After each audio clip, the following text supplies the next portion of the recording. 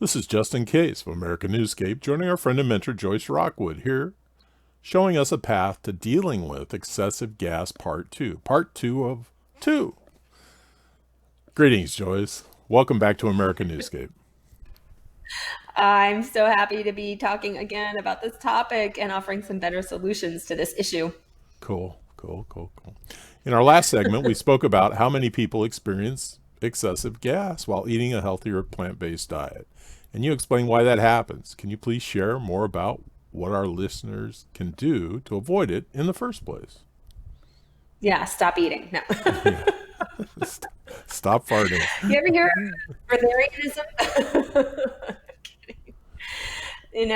There's a lot that we can do to address new gas coming along, but sometimes people are worried about what's going to be the repercussions of going through the detox process. And it's a little unique and different for every single person. And the truth is, you can't stop your body from releasing gas 100% because through the body's natural functions, that is a natural process. The thing is, if people are having excessive gas where their belly is really distended, it's super bloated, they're getting chronic, brain fog, headaches, back and shoulder pain. If it's becoming a problem, then of course we want to do whatever we can to address it. And if we are being mindful about what we're currently eating, then that can also play a huge factor in the responses that we're getting. So the first thing to do, I would say, is just come into the detoxification process, the changing up of your diet process, whatever it is you're doing, different process. Come into this with a sense of patience with the process that you are deciding to take up on, take under your wing. And just like anything, whether it's training for a fitness competition. It's like, okay, my muscles are going to probably hurt the next day because I am training harder. That's part of the process. If we are learning a new musical instrument, a violin or guitar, part of the process is our fingers might be sore or our joints might be sore or our fingers might get calloused.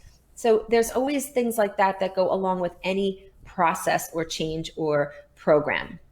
So many times people expect overnight shifts too, right? And they're like, oh, I ate perfectly today, so I expect these benefits to be rolling in by tomorrow. But that's not really how the whole process works. Now, granted, sometimes I do work with people who have big shifts in a few days, but the truth of the matter is there's still more work to be done ahead of them because we've eaten a certain way for sometimes decades, and so there's an accumulation in the body that has to be acknowledged. And we really want to make sure that we're acknowledging what that accumulation looks like from the inside out.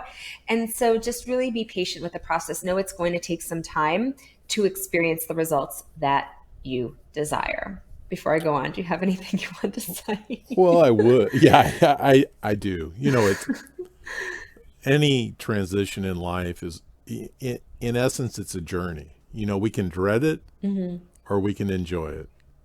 Yeah. And this transition to a better lifestyle or to enhanced health should be enjoyable. Every step of it should be enjoyable. It's kind of that old cliche, keep the eye on the prize. It's not a battle, but it's a journey. It's a journey that's Yeah. it's the ebbs and flows of a river. So just Right. enjoy what's around the bend and, get as much help as you can. And Yeah, and it doesn't have to be challenging, right? Like there might be challenges, as well, you said. there's going to be a challenge. If you lose Yeah. 50 pounds, going and buying a new wardrobe could be a challenge. Yes, exactly. But hopefully it'll be a fun kind of challenge, right? No, So here's the absolutely. thing. There's a lot of, I'm going to give some tips that I share with my clients that anyone listening who's dealing with excessive gas would be able to implement to reduce that. And also, just address these intestinal discomforts, whether it's cramping or bloating, or just like those little sharp pains that you sometimes get after you eat a meal. We talked in the last segment about putting pineapple on top of pizza. Not a good go. Oh my And gosh. if your idea of eating healthy looks like that, or if your idea of eating healthy is having some kind of pear dessert after pork chops. And, these are things that are actually creating a lot of intestinal disarray and causing a lot of gas. So I'm going to give you what I would say are like my top 10 suggestions today to really start looking at what you're putting inside your body and reducing that gas. Yeah, pass. So doesn't mean you have to do all of these, by the way. If you're listening and you're like, oh my God, I do all of those things. No wonder why I'm so darn gassy. Just pick something. Pick the one thing that feels like it's doable for you. Start somewhere. The journey of 1,000 bazillion miles starts with one step. So the first thing I'm going to share is to cease and desist, or to reduce, as I say, baby steps, reduce or cease and desist the soda, the carbonated bevies, right? The carbonated beverages. I walk through the supermarket a lot of the time, Costco or wherever, and I see people loading up their carts, beverages, and I'm thinking, God, how much money is that person spending a year on putting that liquid in their body that serves no purpose? No purpose most of the time. It's just like throwing their money out the carbonated beverages, especially. I mean, there's other types of beverages that aren't, but it's just working with someone this current week doing an essential oil study, and they're having a lot of digestive issues.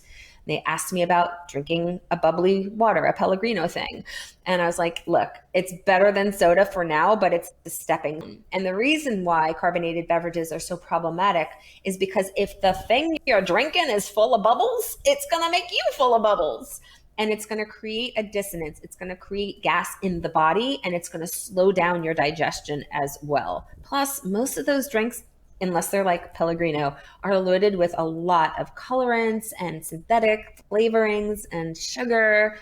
I mean, sugar is not the devil, but refined sugar is. And refined sugar with colorants on top of your food is certainly going to create a lot of gas. So that's number one. Number two, watch out for those combinations. We talked a lot over the last couple of months about food combining.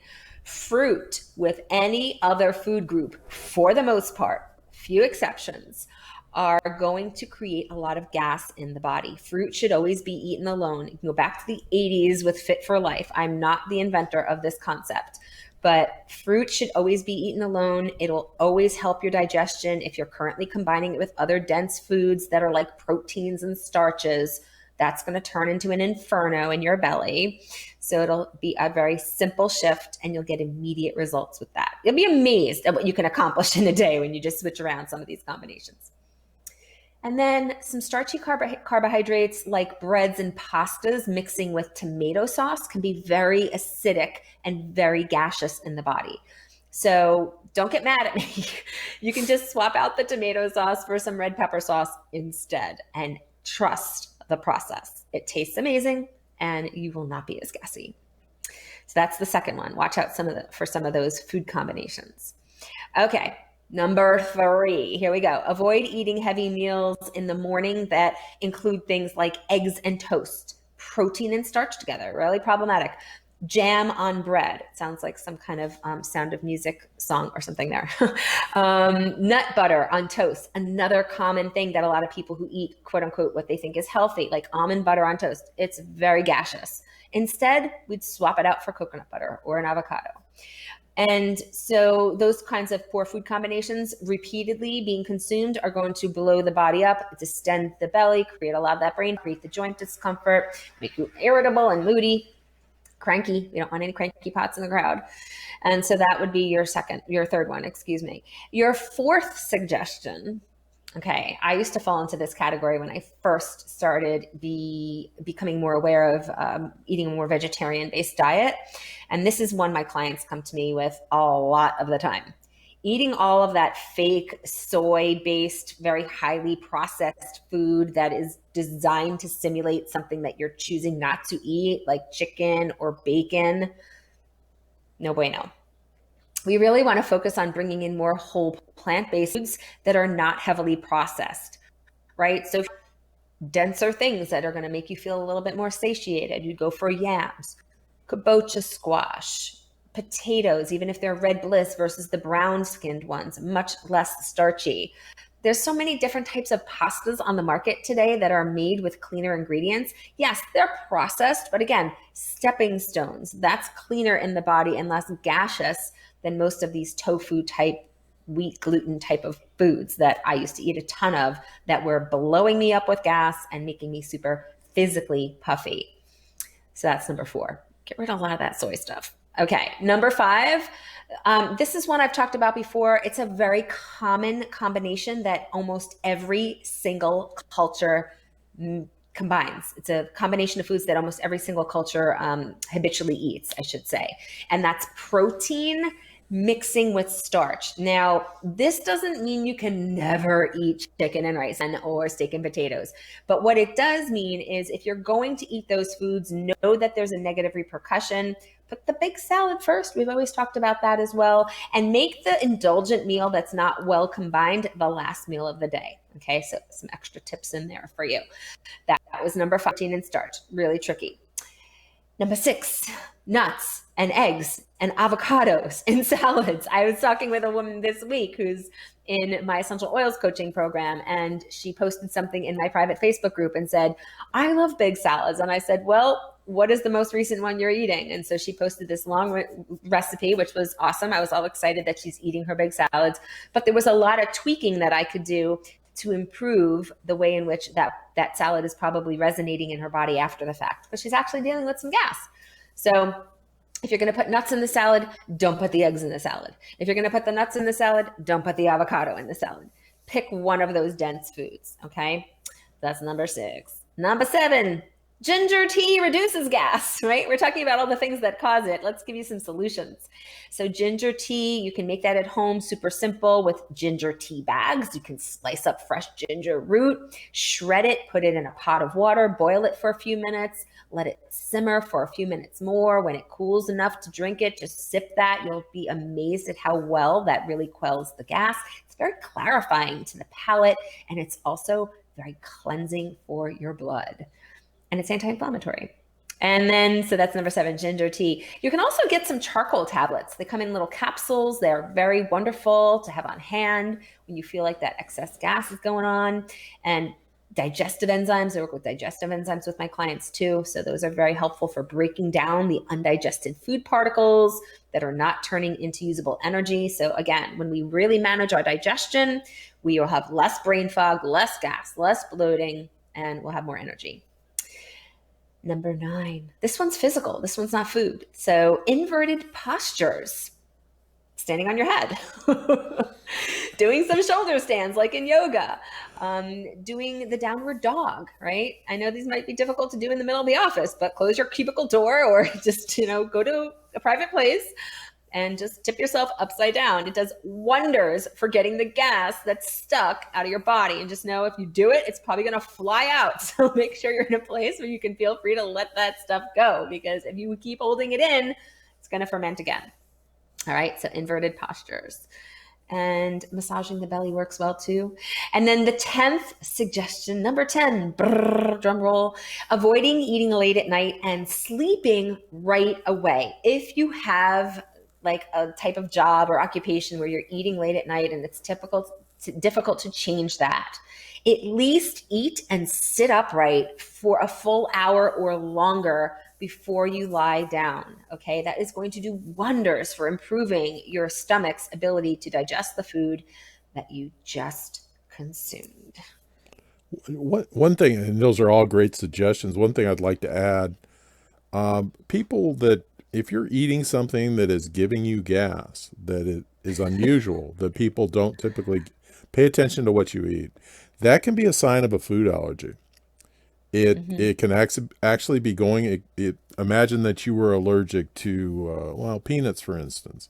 You may not do the breakout, but it could, once it gets into your digestive system, it could be acting like a primary toxin.